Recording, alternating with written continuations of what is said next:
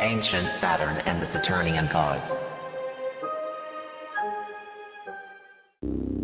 These days, Saturn can be seen with the naked eye, although it may be difficult for an average person to discern, so it's unclear as to when it was discovered. Early man worshipped heavenly bodies as gods. Myths proclaim we once lived in the presence of gods. These gods were visible powers, often unpredictable and frequently violent. The priestly astronomers of ancient Mesopotamia and elsewhere make clear that these remarkable powers were planets. Pictographs show what is commonly considered to be a sun as a huge disk with a smaller one in the center, often with rays flowing out of it, with a third darker circle superimposed in the center of that. Our sun looks nothing like that. In many different cultures, we see a symbol of a crescent with a star in its center.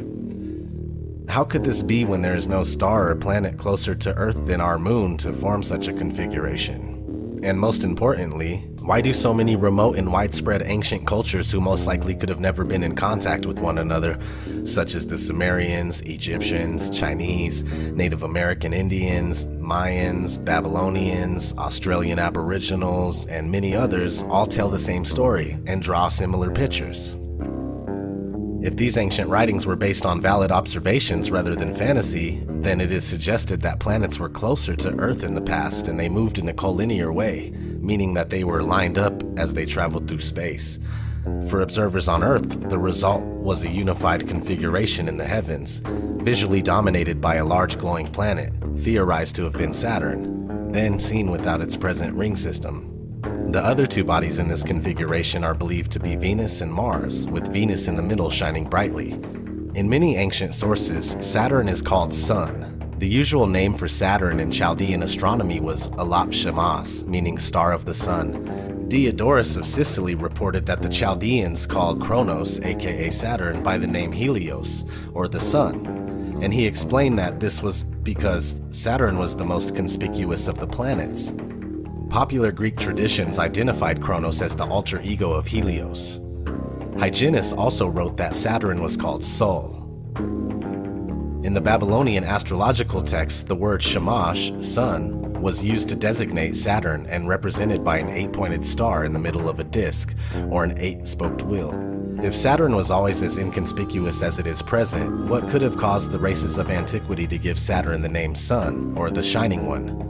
Ninib was the Babylonian name for Saturn, or at least one of them. Other names include Ninurta, which according to numerous scholars was the inspiration for the biblical character Nimrod.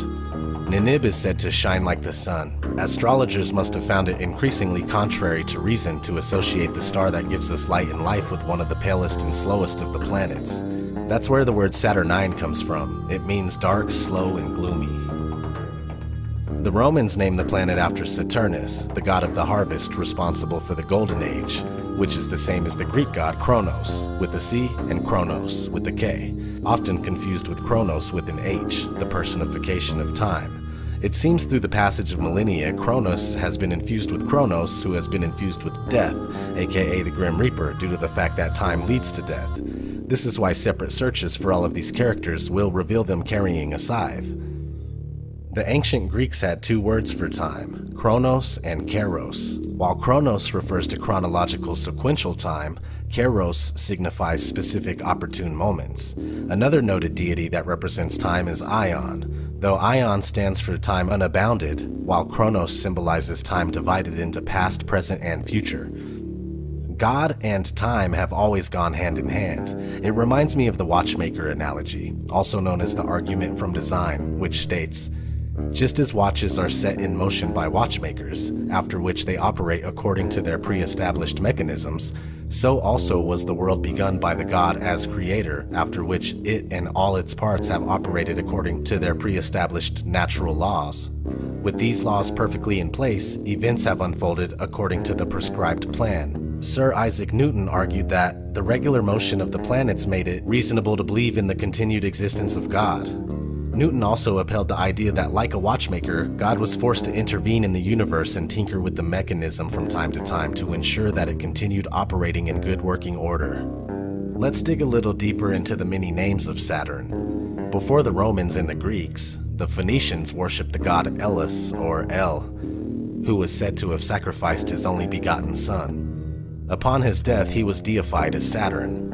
Other Phoenician Canaanites worshipped Baal, which is also known as Moloch. Ancient Egypt's version of Cronus was assumed to be the god Jeb, but is also identified with Set or Seth. To the Hindus, he was called Shani, or Shani. To the Armenians, Zervan, or Zervan. It can get a little confusing and even controversial, especially to certain religious groups that don't realize they are pagans. But you just need to understand that seemingly all cultures and religions share astrotheological stories that result in the same characters under different names, and since their creation have diverged in slightly varied directions. If you look far enough into this, you'll find that Saturn can represent multiple gods within one system of deities, including Christianity. It is said that Saturn is the god of 1,000 names, and is no particular deity, but rather a universal spirit for the entire world that encompasses every aspect of our reality. A few other names and associations for Saturn include, but are not limited to, Jupiter, the Centaur, Orion, Osiris, Dionysus, the Winged One, Adonai, Hermes, Prometheus, Poseidon, Zeus, Thor, Serapis, Apollo, Tammuz, Attis, Hercules, Shiva, Dagon, Remphan, Azazel, Noah, Jesus, and Abraham. I did say that it could get a bit confusing, didn't I? For a more in-depth study of this chapter, refer to the YouTube channel called Son of Saturn. Link is in the description.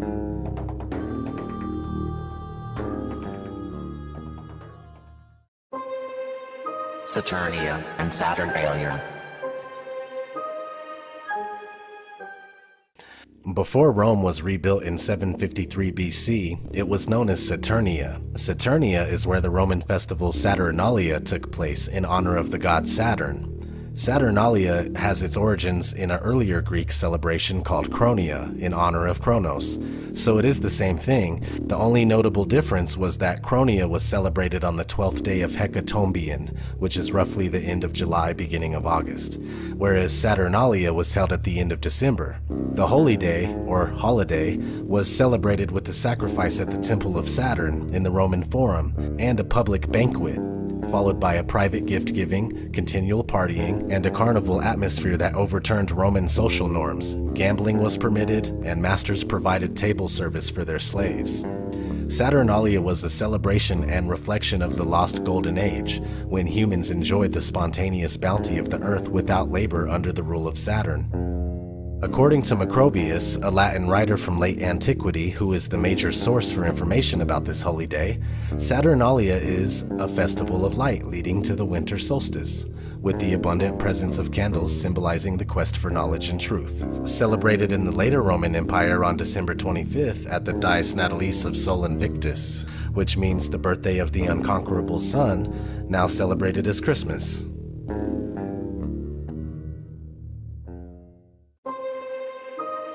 The cube.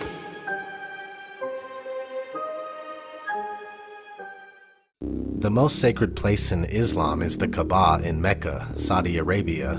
The Kaaba is a mosque built by Abraham according to Muslim tradition, constructed around a black stone. The Prophet Muhammad designated Mecca as the holy city of Islam and the direction in which all Muslims should offer their prayers. The Kaaba is believed to be the first place that was created on earth. According to my research, once a year, Muslims gather to encircle the Kaaba and walk around it counterclockwise.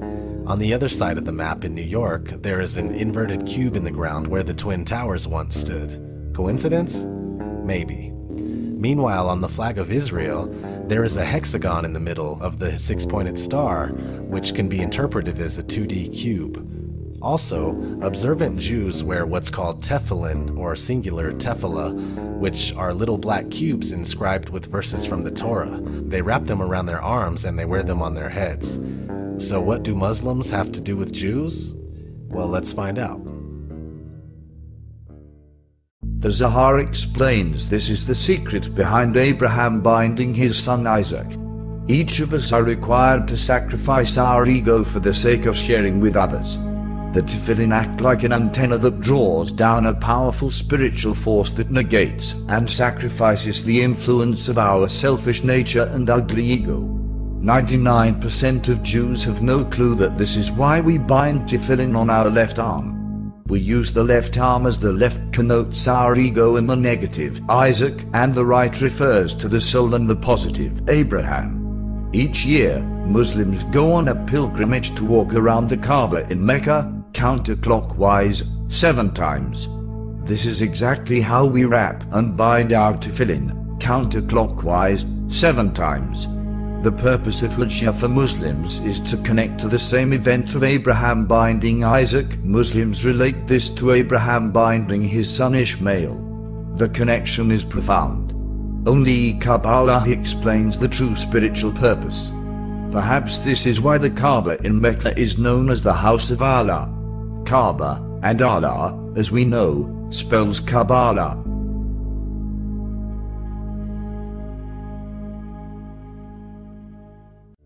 And what's all this have to do with Saturn? Well, Saturn has a hexagon on its north pole, supposedly, that can also be interpreted as a 2D cube. An ancient Sumerian cylinder portrays what appears to be a planet with a 6-pointed star ring around it, possibly Saturn. I would also buy that it's a shining sun, bringing us back to the theory that either Saturn was once the sun or another name for the sun. Another connection lies within the name Israel itself. Many scholars, and I mean many, have concluded that Israel is compounded from the names Isis, Ra, and El. You can go against the etymology all you'd like, but this is pretty obvious. So the hexagon, the cube, and Saturn make sense, but I'll admit it's semi-reasonable to be skeptical. People have also connected the black cube worship with a few other black cubes scattered about the world. There is a glass cube Apple store in New York. Apple's logo is already highly symbolic, stands for forbidden knowledge, so the cube is definitely questionable. In the prayer room at the United Nations, there is a black stone. I already know that the UN is crazy, so this is also questionable. They probably sacrifice babies on it. Something eerily similar was shown in a Miley Cyrus video with Big Sean. Here's yet another cube connection with the depiction of New Jerusalem mentioned in Revelations 21:16. Let's look at some relevant books that I found with mentions of cubes. The Shape of God. The infinite cube is a concept without any practical value other than a way to visualize the infinite by limiting it. Infinity is a term that is hard to pin down. Time and space can be called infinite, but you still can't pin down just exactly where infinity is. God, the Absolute, is said to be an infinite cube. There is no place in which God is not present in the infinite cube. The cube unites the tetrahedron and contains it. The cube may be tiled with tetrahedrons. Tetrahedrons may be tiled, infinitely, to infinity, no problemo. Cubes may also be tiled to infinity. The concept of the infinite cube is what is behind the shape of the Holy of Holies and the Kaaba.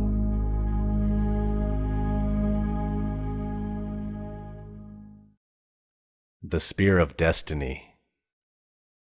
In the temple where Caiaphas and Annas awaited news of mutilation of the body of the Messiah, the veil of the Holy of Holies was rent from the top to bottom to expose the black cube of the Old Covenant, which is now split along its edges to open out into the form of a cross. The imageless cult of Jehovah was ended. The religion of the open heavens had begun.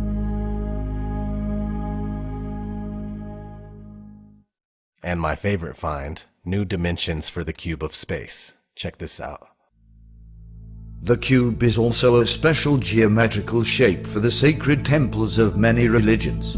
The cube as the temple appears in the West in the three major religions of Judaism, Christianity, and Islam. In Judaism, the temple that King Solomon built to honor Yahweh had for its inner sanctum the shape of a perfect cube. The temple itself was rectangular and was divided into an outer and an inner court by a folding partition that served as a door between the outer and the inner. This partition divided the temple in such a way that the inner court became a perfect